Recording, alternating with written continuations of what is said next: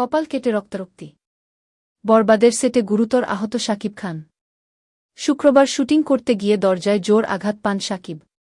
সঙ্গে ভ্রুর উপরে কেটে রক্তারক্তি কাণ্ড। এখন কেমন আছেন অভিনেতা? গুরুতর আহত শাকিব খান। বাংলাদেশের জনপ্রিয় এই নায়ক বরবাদ ছবির শুটিংয়ের কারণে মুম্বইয়ে।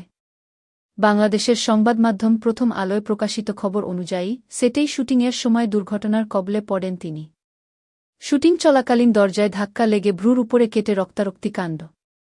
তড়িঘড়ি ছবির পরিচালক মেহেদী হাসান তাকে নিয়ে যান স্থানীয় হাসপাতালে। সেখানে প্রাথমিক চিকিৎসার পরে ছবির নায়ককে ছেড়ে দেন চিকিৎসক। নায়ককে বিশ্রামে থাকার পরামর্শ দেন তিনি। পরিচালক ও পার বাংলার প্রথম আলোকে জানিয়েছেন, সেই নির্দেশ অমান্য করে আহত অবস্থাতেই রাত ১-২টা পর্যন্ত শুটিং করেন শাকিব। পরিচালকের বক্তব্য অনুযায়ী কোনোভাবে ওই আঘাত তার চোখকে ক্ষতিগ্রস্ত করেছে কিনা জানতে সঙ্গে সঙ্গে সিটি স্ক্যান করানো হয়। ফলাফল সন্তোষজনক দেখে বাড়িতে বিশ্রামের পরামর্শ দেন চিকিৎসক। ব্যথা কমানোর ওষুধও দেওয়া হয় তাকে। শাকিবের আগামী ছবির শুটিং চলছে ইলোরা স্টুডিওয়ে। হাসপাতাল থেকে সোজা সেখানেই ফেরেন নায়ক। জানান, আঘাত ততটাও গুরুতর নয়।